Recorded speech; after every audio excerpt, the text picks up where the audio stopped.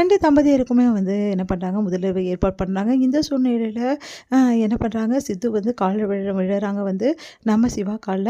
உடனே "நீ எவ்வளோதான் கால்ல விழுந்தாலும் சரி, நீ உன்ன நான் மன்னிக்க மாட்டேன்னோனே, நான் கால்ல விழுந்து சம்பிரதாயத்துக்காக தான் விழ சொன்னாங்க, விழுந்தேன். மத்தபடிலாம் வேற எதுக்காக இல்ல." அப்படின்னு சொல்லிட்டு எப்பவும் போல சித்து வந்து ஒண்ணும் தெரியாம பேசுறாங்க.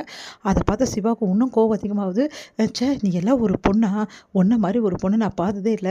எல்லாருக்கும் முன்னாடி என்ன அவமானப்படுத்தி, அசிங்கப்படுத்தினியே!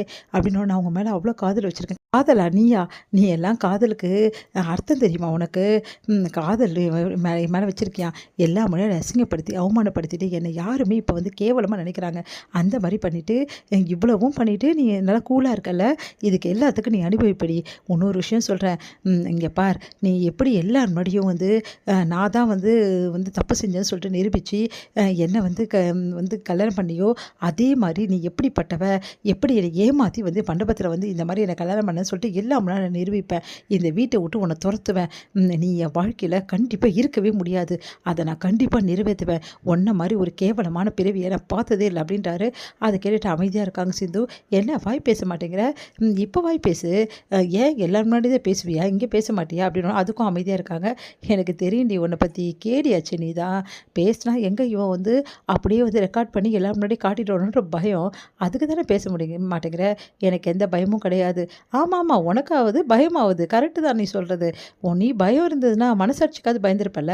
நீ தான் மனசாட்சி கூட பயப்படலையே.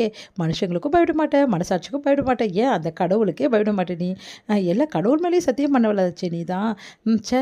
உன்ன மாரி ஒரு பொண்ண நான் பார்த்து அப்படியே வயிறு எரியுது. உன்ன பார்த்தாவே எனக்கு பிடிக்கல. என் மூஞ்சில கூட முழிக்காது. உன்ன பார்க்கவே எனக்கு பிடிக்கல அப்படின்னு சொல்லிட்டு போயிடுறாரு. அடுத்து வந்து இங்க வந்து சிந்து அழறாங்க. என்ன மன்னிச்சுடுங்க. எனக்கு வேற வழி தெரியல. நான் இப்படி தான் பேசி ஆகணும். நான் உண்மைய உடைச்சு உங்ககிட்ட ஒத்துக்கிட்டு நான் பேசினேன்னா, கண்டிப்பா வந்து நீங்க எல்லார் முன்னாடியும் இது வந்து இத ஒரு ஆதாரமா நீட்டி என்ன வெறுத்துட்டீங்கன்னா நான் என்ன பண்றது? என்ன வீட்ட விட்டு அனுப்பிச்சிட்டீங்கன்னா என்ன எக்காரணம் கொண்டும் நான் இது எல்லாத்தையும் மறைச்சிடுவேன். எக்காரணம் கொண்டும் நான் வீட்ட விட்டு மட்டும் போமாட்டேன். உங்கள விட்டு மட்டும் போகவே மாட்டேன் அப்படின்னு சொல்லிட்டு யோசிக்கிறாங்க சிந்து. இங்க வந்து ஆறுமுகத்தோட ரூம்ல வந்து செம அமர்க்களம் பண்றாங்க. நம்ம வந்து பைரவி எல்லா பொருளையும் போட்டு உடைக்கிறாங்க. ஆறுமுகத்த போட்டு நல்லா வந்து அங்க இருக்க பொருளெல்லாம் போட்டு அடிச்சிடுறாங்க. ஆறுமுகம் என்ன பண்ண தெரியாம தவிக்கிறாரு. அடுத்து வந்து அழறாங்க. பார்க்கறதுக்கே பாவமா இருக்கு ஆறுமுகத்துக்கு. உடனே போய் பக்கத்துல இருந்து பைரவி ப்ளீஸ் பைரவி அழாத பைரவி அப்படின்றாரு. வாய மூடின்னு போயிடும் மரியாதையா சொல்லிட்டேன். அழாதன்னு வேற சொல்றியா? என்ன அழ வச்சது நீ தானடா. அப்புறம் அழாத நான் சொல்றேன் போயிடுங்கிறது. என் கனவுகள்லாம் சிரிச்ச உடனே நான் சும்மாவே விட மாட்டேன்டா அப்படின்னு சொல்லிட்டு வந்து பயங்கரமா கத்திட்டு இருக்காங்க. ஆறுமுகம் என்ன பண்ணுறதுன்னு தெரியாம தவிக்கிறாரு. மறுநாள் வந்து யார் வந்து வெளியே வரலையே அப்படின்னு பார்த்தா சிந்து வந்து அழகாக குளிச்சுட்டு வந்து அழகாக வந்து கோலம்லாம் போட்டு வீட்லாம் அவ்வளோ அழகாக வந்து எல்லாமே பண்ணுறாங்க. அதை பார்த்துட்டு வந்து அவங்க பெரியம்மா வந்து நம்ம சிவாவோட பெரியம்மா ரொம்ப சந்தோஷப்படுறாங்க. மருமகனா இப்படி இருக்கணும். எப்படி மகாலட்சுமி மாதிரி வீட்டையே வந்து அவ்வளோ அழகாக வச்சுக்கிறா அப்படின்னு சொல்லிட்டு சந்தோஷப்பட்டு சிந்து உண்மையிலே சொல்கிறேம்மா உன்ன மாதிரி ஒரு மருமக கிடைக்க கொடுத்து வச்சிருக்கணும் அப்படின்றாங்க. பார்த்தா பைரவி வெளியே வரல. என்ன பைரவி வெளியே இல்லைங்க இல்லை அத்தை அவள் எப்போவுமே லேட்டாக தான் எழுந்துப்பா.